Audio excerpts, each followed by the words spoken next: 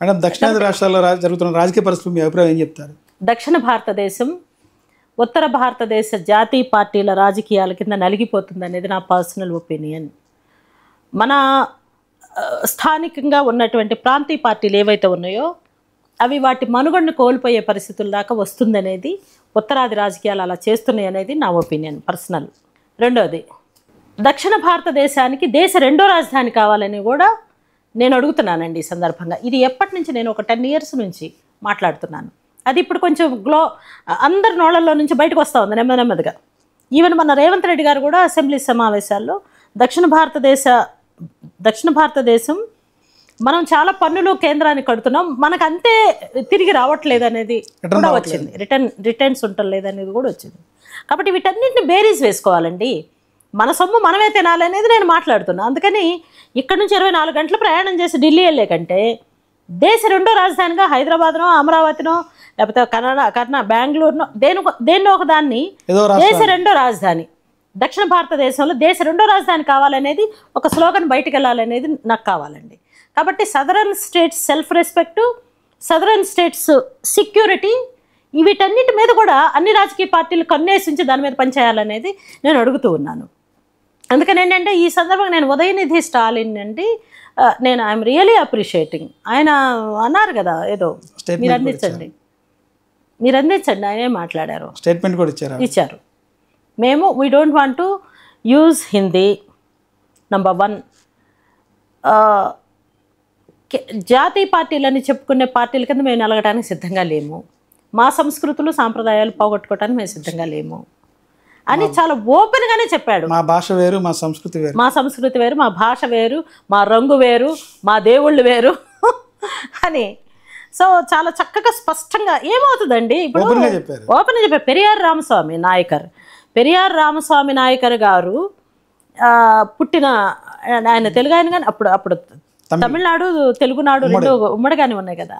పెరియార్ రామస్వామి గారు చెప్పినటువంటి దాన్ని ఈరోజు కూడా మర్చిపోకుండా లాక్కొస్తున్నారు అని అంటే తమిళియన్స్.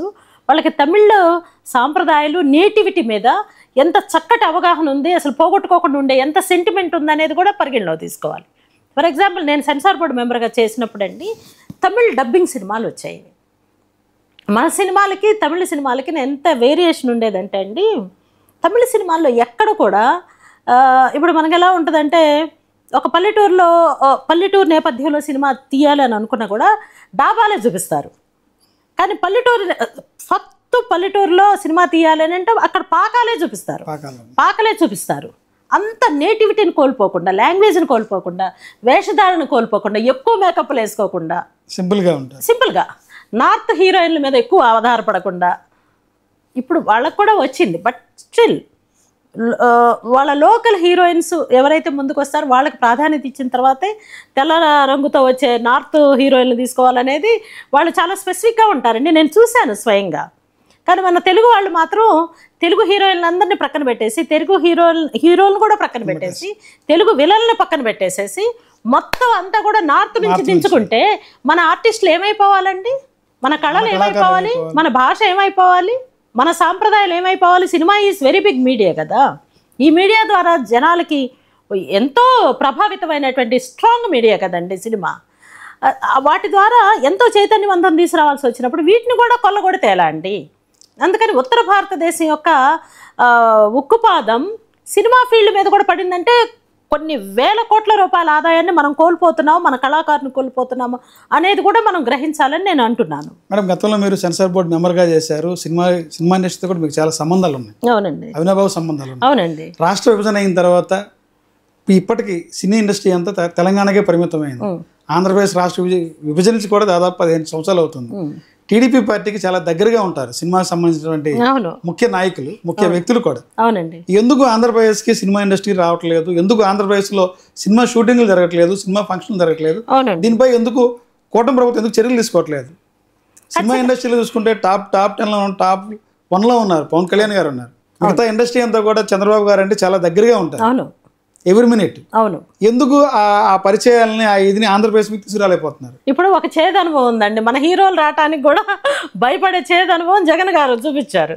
ఇప్పుడు చిరంజీవి గారు, నాగార్జున గారు, ఉంది. కానీ సంవత్సరం కూడా కాలేదు కదండి. ఇప్పుడు తమిళనాడు నుంచి సినిమా రంగాన్ని తెలుగునాడుకు తీసుకురావడానికి ఎన్టీ రామారావు గారు చేసిన కృషి అదొక ప్రత్యేకమైన ప్రక్రియ అండి, ఒక ప్రత్యేకమైన ఆపరేషన్. అది ఆ ఆపరేషన్ ఇక్కడ కూడా జరగడానికి కొంత టైం పడుతుంది. కానీ ఈ సందర్భంగా మీ ఛానల్ ద్వారా నేను చెప్పుకునేది ఏంటంటే, ఇక్కడ కూడా సెన్సార్ బోర్డు కావాలి, ఇక్కడ మా అసోసియేషన్ కావాలి, మూవీ ఆర్టిస్ట్ అసోసియేషన్, ఇక్కడ కూడా ఫిలిం ఛాంబర్ కావాలి, ఇక్కడ కూడా అన్ని రకాల సినిమా అనుబంధ సంస్థలన్నీ ఇక్కడ కూడా రావాలి, ప్రొడ్యూసర్స్ కౌన్సిల్ రావాలి, డైరెక్టర్స్, వీళ్ళందరికి సంబంధించిన అసోసియేషన్స్, 26 క్రాఫ్ట్స్ కార్మికులు, వాళ్ళు బ్రతకడానికి కావాల్సినటువంటి వసతులు సౌకర్యాలు కావాలి, స్టూడియోలు నిర్మించాలి, షూటింగ్లు ఎక్కువ ఇక్కడ జరిగితే గవర్నమెంట్కి కూడా ఆదా వస్తుంది. కాబట్టి దీని మీద ప్రత్యేకంగా దీన్ని చక్కగా ఒక తెర మీదకి తీసుకురావాలంటే ఇమీడియట్ సోర్స్ మనకు పవన్ కళ్యాణ్ గారు. ఎందుకంటే పవన్ కళ్యాణ్ గారికి తెలుసు సినిమా ఫీల్డ్ నుంచి వచ్చే ఆదాయం కానీ, సినిమా ఫీల్డ్ నుంచి వచ్చే గ్లామర్ కానీ ఒక రాష్ట్రాన్ని ఎంత ప్రభావితం చేస్తుందో అది పవన్ కళ్యాణ్ గారికి చాలా బాగా తెలుసు. సో త్వరలోనే పవన్ కళ్యాణ్ గారు దాని మీద కూడా చంద్రబాబు నాయుడు గారితో కూర్చుంటారని నేనైతే ఆశిస్తున్నాను. అది జరగాలి కూడాను.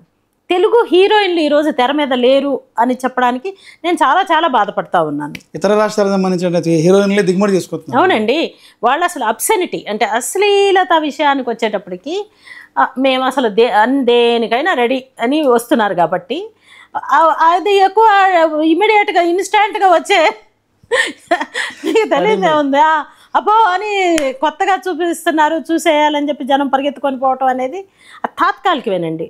కానీ నిజంగా ఆర్ట్ చూడాలి అని అనుకున్నప్పుడు మీకు రంగస్థలం లాంటి సినిమాలు కూడా ఉన్నాయి, నేను చెప్తా ఉన్నాను.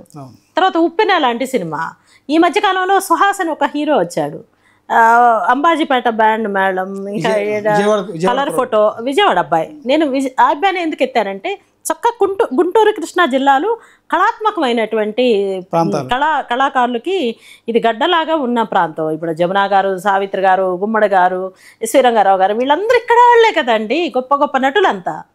కాబట్టి రియల్ ఆర్ట్ని ఎక్కడ చూడాలి అని అనుకుంటే మళ్ళీ మనం పాత సినిమాలు పెట్టుకుంటున్నాం, ఈటీవీ, ఈనాడు సినిమాలు పెట్టుకొని పాత సినిమాల్లో వాళ్ళ పెర్ఫార్మెన్స్. ఇప్పుడు మహానటి సినిమాలు మనం అదే నిజంగా జరిగే ఉండుండొచ్చు. ఎడం కంట్లో నుంచి 2 చుక్కలే రావాలి సావిత్రి గారు అంటే, ఏ కంట్లో నుంచి రావాలంటే ఎడం కంట్లో నుంచి రావాలంటే ఎడం కంట్లో నుంచి 2 చుక్కలు రాల్చి ఆమె సన్నివేశాన్ని ఫినిష్ చేసుకున్నారు.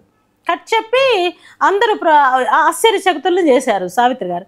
కెన్ యూ ఇమాజిన్ మళ్ళీ అట్లాంటి యాక్ట్రెస్ని మనం చూడగలమని మీరు ఊహించగలరా? హిందీ యాక్టర్లు ఎవరన్నా ఊహించగలరా? హిందీ యాక్ట్రెస్లు గొప్ప గొప్ప నటులు మనలో ఉన్నారు, కానీ మనకు కూడా ఉన్నారు కదా, తెలుగులో ఉన్నారు కదా. వాళ్ళని పైకి తీసుకురావడానికి మనం చెయ్యందించకపోగా నిరుత్సాహపరిచి మీరు హాఫ్ న్యూడ్గా కనిపిస్తే తప్పితే మేము సినిమాలు చూడమంటే తెలుగు వాళ్ళు రారు, దక్షిణ భారతదేశం పిల్లలు రారు. మేము నిండుగా చీర కట్టుకొని ఉంటాము, ఆ చీరలే స్టైల్గా కట్టి కనపడతాము. అది మాకు వద్దో, అసలు గుడ్డలే వద్దంటే ఎలా అండి? న్యూడ్గా కనపడితే ఈరోజు అవకాశాలు కదా మేడం.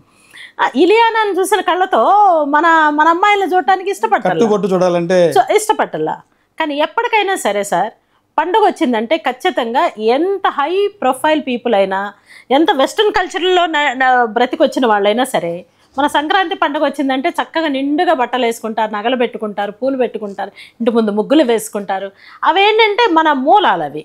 వాటిని డిస్టర్బ్ కానంత వరకు ఇబ్బందే లేదండి. వాటిని కూడా రియలైజ్ కావాలని నేను కోరుకుంటున్నాను. కాబట్టి సినిమా మీడియా డెఫినెట్గా సినిమా అనుబంధ సంస్థలు ఆంధ్రప్రదేశ్కి రావాలి, మన ఆదాయాన్ని పెంచాలి, మన ఆత్మగౌరవాన్ని కాపాడుకోవాలి, మన ఆర్టిస్టులను పెంచాలనేది నా